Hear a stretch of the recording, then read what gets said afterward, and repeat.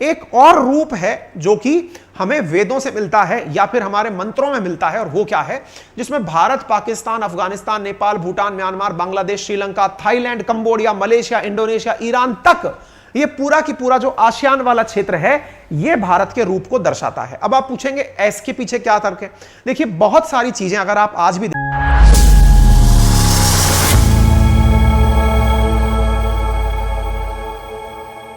अब मैं हल्का सा आपको अखंड भारत का इतिहास बता देता हूं और उसका कॉन्सेप्ट क्या है ये बता देता हूं। देखिए, भारत को जिस रूप में आप देखते हैं वो ये वाला क्षेत्र है, जिसमें क्या है, भारत के साथ पाकिस्तान और चीन का अधिकृत कश्मीर वाला हिस्सा भी है। देखिए, भारत का एक बड़ा भूभाग यहां वाला, ये पाकिस्तान के पास है, और ये वाला भूभाग बड़ा सा हिस्सा जो है वो चीन के पास है। एक तरफ पाकिस्तान ऑक्यूपाइड कश्मीर है और एक तरफ चीन ऑक्यूपाइड लद्दाख वाला जो क्षेत्र है वो है।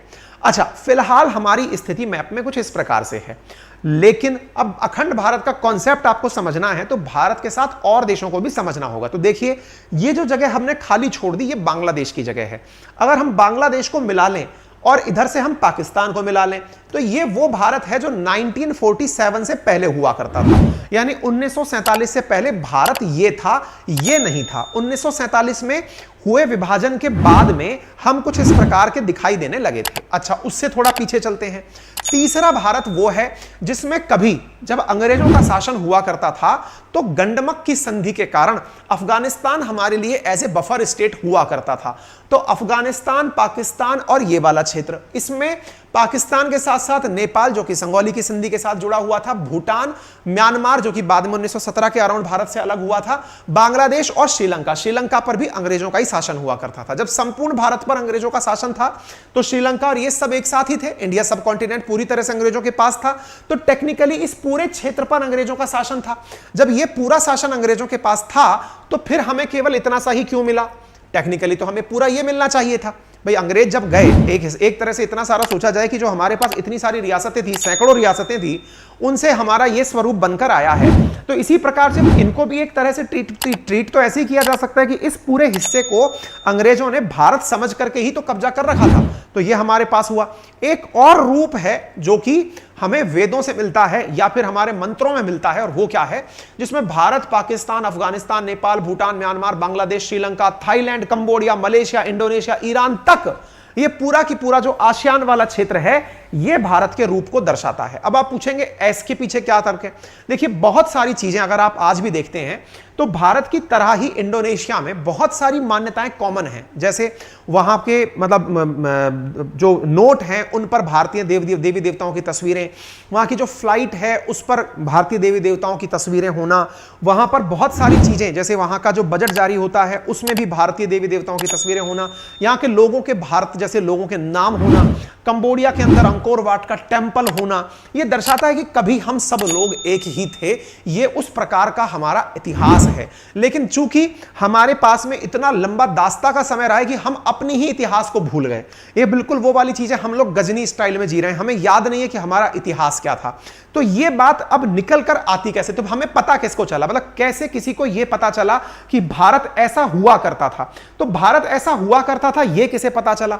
तो असल में हम जब पूजा पाठ करते हैं मंत्रोच्चार के साथ में, जब भी आप वैदिक विधि विधान से पूजा पाठ करते हैं, तो जब आपके ग्रह के बारे में पूछा जाता है, जैसे मेरे अभी गृह प्रवेश का मुहूर्त था, तो उसमें मंत्रोच्चार का जो शुभारंभ होता है वो यहीं से होता है, जम्बू द्वीपे भरत खंडे आर्यावर्त देशांतर्गते।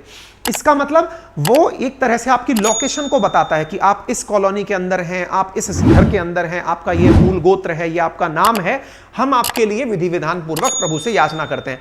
तो इस ये जो जम्बू द्वीपे भरत खंडे, यानी जम्बू द्वीप में भारत खंड, तो ये जो जम्बू द्वीप है ना, ये पृथ्वी के 7 द्वीप मान करके उनमें से एक माना गया। 7 द्वीपों में से एक, जैसे आज 7 कॉन्टिनेंट्स हम मानते हैं, उनमें से 7 कॉन्टिनेंट्स का नाम जम्बू, प्लक्ष, शालमल, कुछ, क्रौंच, शाक और पुष्कर नाम से माने गए थे, जो सभी द्वीपों के मध्य स्थित थे। जम्बू द्वीप को अखंड भारत की तरह पेश किया जाता है। तो जो जम्बू द्वीप वाला जो क्षेत्र है, इसे अखंड भारत के रूप में पेश किया जाता है कि हां भाई ये अखंड भारत है। ठीक है, इसके बारे में 1941 में भंडारकर रिसर्च इंस्टीट्यूट से पंडित पांडुरंग वामन की एक किताब छापी गई, जिसमें लिखा गया कि भारतवर्ष के अंदर कई सारे देश आते थे और भारतवर्ष जम्बू द्वीप के अंदर था, यानी जम्बू द्वीप के अंदर भारत खंड था। जम्बू द्वीप पे भरत खंडे, जम्बू द्वीप कुल दुनिया में 7 द्वीप, उनमें से भारत एक था। ठीक है, अच्छा अब इसके बारे में और कौन हिस्टोरियंस हैं जो क्या कहते हैं, तो इधर की तरफ देखिएगा, यहां पर है इतिहासकार दिनेश चंद्र सरकार ने अपनी किताब study in the geography of ancient and medieval India में दावा किया है कि भारतवर्ष की सबसे पुरानी सभ्यता की निशानी सिंधु घाटी सभ्यता से मिलती है। और यह दावा आप लोग जानते भी हैं, पढ़ते भी हैं, और जब अपन की ये जो आरएएस की क्लासेस चलेंगी इसमें तो हिस्ट्री में मैं एंशिएंट हिस्ट्री से शुरू करवा रहा हूं ताकि आप लोगों को बहुत अच्छे से जानकारी वहां पर प्राप्त हो सके। ये पुरातात्विक साक्ष्य करीब 8000 साल पुराने बताए गए हैं, जबकि वैदिक काल 3500 साल पुराना ही है। ऐसे में भारतवर्ष की स्थापना वैदिक काल से भी पुरानी बताई गई है। हालांकि बाद में अखंड भारत कई गणराज्यों में बिखर गया। अब ये बिखरने की कहानी कैसे शुरू होती है वो जान लीजिए।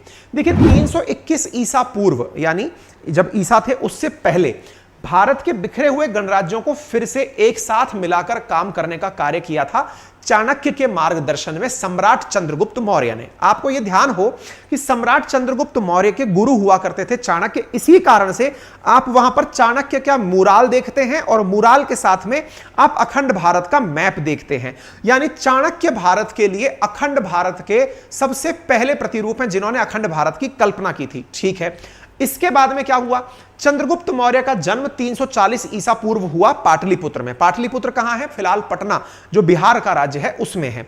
स्वतंत्र राज्यों को एकजुट करने के लिए चंद्रगुप्त ने अहम भूमिका निभाई, क्योंकि चंद्रगुप्त ने ही अल्टीमेटली सभी को हरा हरू के एक साथ किया। ठीक है, आगे बढ़ते हैं। 322 ईसा पूर्व में चंद्रगुप्त मौर्य नंद साम्राज्य को हराकर कब्जा जमाने में सफल हुए। इतिहास बताता है कि चंद्रगुप्त मौर्य ने सिकंदर के कब्जे वाले क्षेत्रों पर कब्जा करना शुरू किया। 305 ईसा पूर्व में सेल्यूकस और चंद्रगुप्त के बीच जंग शुरू हुई। आप ये देख रहे होंगे 340, 321, 322, ये 305 ऐसे कैसे आ रहा है, क्योंकि ये 0 तक आना है, फिर बिफोर के मतलब जो बीसी और एडी वाला कंसेप्ट है वो चालू होता है, ये उल्टा नंबर चलता है। ठीक है ना, चंद्रगुप्त के बीच में सेल्यूकस और चंद्रगुप्त के बीच में जंग होती है जिसमें चंद्रगुप्त की जीत होती है। इसके बाद सिकंदर के सेनापति रहे सेक्युलस से कूटनीतिक संधि के तहत उनकी बेटी हेलन से शादी की जाती है। अर्थात यह भी तय है कि वाकई में चंद्रगुप्त मौर्य का जो प्रभाव था वो सेल्यूकस के क्षेत्रों तक पहुंच गया था। राधा कुमुद मुखर्जी की किताब है Chandragupta Maurya and his time, उसमें जिक्र है कि चंद्रगुप्त के बाद उनके बेटे बिंदुसार और बिंदुसार के बाद चंद्रगुप्त के पोते अशोक मौर्य ने पूर्वी तट पर कलिंग, कलिंग बोले तो ये जो अपना क्षेत्र उड़ीसा वाला जो क्षेत्र है इधर की तरफ, म्यांमार की तरफ, और दक्षिणी की तरफ तमिल राज्य वाले जितने भी क्षेत्र हैं, तमिलनाडु वाला जो क्षेत्र है, इन क्षेत्रों पर अपना कब्जा कर लिया था। इस तरह से मौर्य साम्राज्य पश्चिम में फारस यानी ईरान से लेकर के पूर्व में बंगाल तक और उत्तर में कश्मीर से लेकर के दक्षिण में कर्नाटक और तमिल तक फैला हुआ था। इसी को अखंड भारत कहते हैं। यानी भारत का जो सबसे गोल्डन एरा था वो चंद्रगुप्त मौर्य या मौर्यन डायनेस्टी के रूप में था। और उस समय ये जब हम आपको ये जो अपन का फाउंडेशन बैच शुरू हो रहा है ना राजस्थान प्रशासनिक सेवाओं के लिए, उस प्रशासनिक सेवा जिसका आखिरी डेट 7 तारीख है, ध्यान रखिएगा भाई, मैंने उसके बारे में पहले ही सूचना दे दी है, एडमिशन चालू है, लिंक कमेंट बॉक्स में पिन है।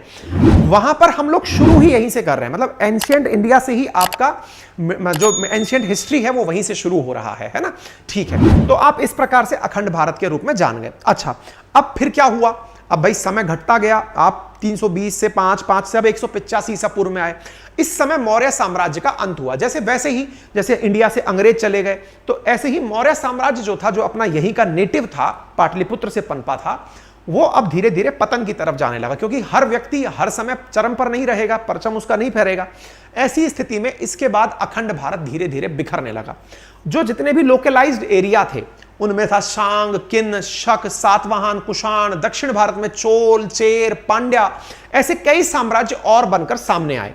कभी अखंड भारत में चोल और पांड्या साम्राज्य का हिस्सा रहा श्रीलंका भी 1310 ईस्वी में जाकर आजाद हो गया। अब आप इससे अंदाजा लगाइए कि अखंड भारत का हिस्सा हुआ करता था श्रीलंका, वो भी 1310 में निकल गया। अब सोचिए, अखंड भारत से पहला देश आउट कौन सा हो गया?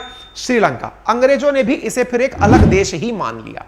870 में अफगानिस्तान भी अलग हो गया और अरब सेनापति याकूब एलिस ने और मुगल और अंत में ब्रिटेन ने इन पर कब्जा किया, लेकिन यह अलग बन गया। इसके बाद में 26 मई 1876 में जाकर के, 1870 की बात ये हो गई, 1870 के बाद में 1876 को रूस और ब्रिटेन के बीच में गंडमक की संधि होती है, जिसमें रूस और ब्रिटेन अफगानिस्तान को as a buffer state treat करते हैं। जैसे इंडिया और चाइना नेपाल और भूटान को बफर स्टेट मानते हैं कि ये किसी का भी नहीं है, लेकिन हमने ऐसे कह नहीं रखा, ऑन पेपर मानते हैं। लेकिन ब्रिटेन ने तो बाकायदा अफगानिस्तान को एक बफर स्टेट माना।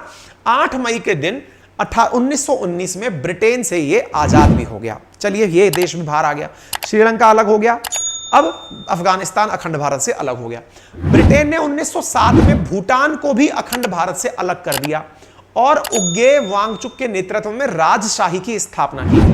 1937 में बर्मा भी भारत से अलग हो गया। तो यानी आप इस तरह से सोचिए कि चाहे भूटान हो, चाहे बर्मा जिसे आप म्यांमार के नाम से जानते हैं, अफगानिस्तान हो, श्रीलंका हो, ये सभी कभी एक हुआ करते थे।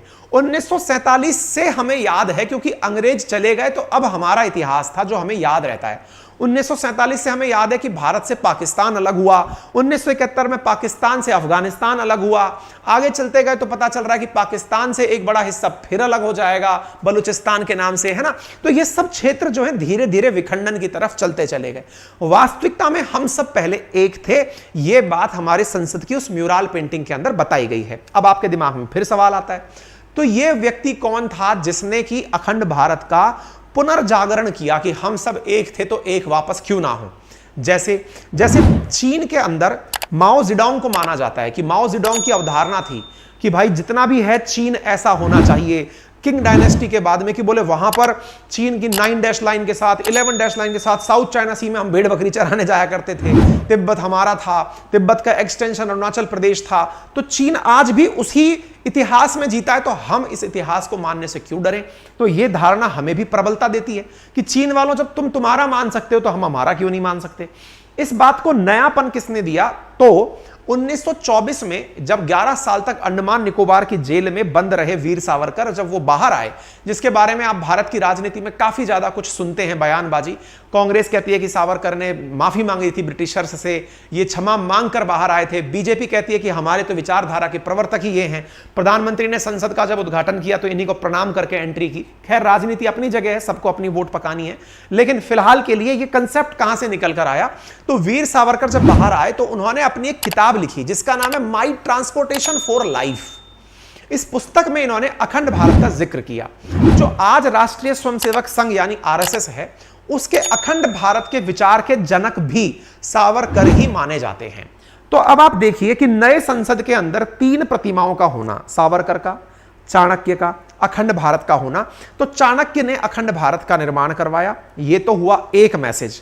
सावरकर को पुष्पांजलि अर्पित करना यह दर्शाता है कि हां, विचारधारा हमारी उसी तरफ है। तभी प्रहलाद जोशी, जो कि इतने समझदार प्राणी हैं, इतने बड़े मंत्री पद पर बैठे हैं, वो कोई मजाक में अपनी तरह थोड़ी ना व्हाट्सएप स्टेटस डाल देंगे या ट्विटर पर कुछ लिख देंगे।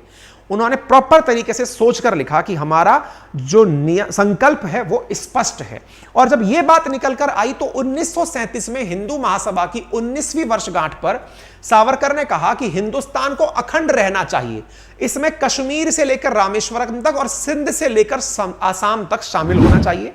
सावरकर ने इसी अखंड भारत के सपने को बीजेपी और आरएसएस अब पूरा करना चाहती है, जिसमें पाक और चीन अधिकृत कश्मीर के अलावा पाकिस्तान का सिंध भी शामिल है। जो सावरकर की विचारधारा में शामिल था, उसे अब ये लोग अपनी उसके रूप में, जो कि आप आज के रूप में देखते हैं, जो तस्वीर म्यूरल पेंटिंग आपने देखी वो वहां से इनिशिएट होती है। 1949 को कोलकाता में आरएसएस के सरसंघ चालक, देश की आजादी के बाद की बात कर रहा हूं, सदाशिव गोलवरकर ने भी कहा था कि पाकिस्तान एक अनसर्टेन यानी अनिश्चित राष्ट्र है। ऐसे में इसे मिलाकर अखंड भारत बनाने का प्रयास करना चाहिए। मतलब पाकिस्तान हमसे दूटा अलग हुआ, समझ में आया, क्योंकि वास्तविकता में कभी इस्लाम भी भारत में नहीं था। ये तो फॉरेन इन्वेडर्स आए थे, उनके साथ चलकर आया हुआ धर्म था। इस्लाम आया तो इस्लाम की मान्यताओं को मानने वालों को लगा कि हमें अपना एक क्षेत्र चाहिए। मुस्लिम लीग ने उसे हवा दी, जिन्ना ने उसका नेतृत्व किया, फाइनली एक राष्ट्र अलग बन गया। वास्तविकता में नेटिव रूप से वो सारे इंडियंस ही हैं, वो कभी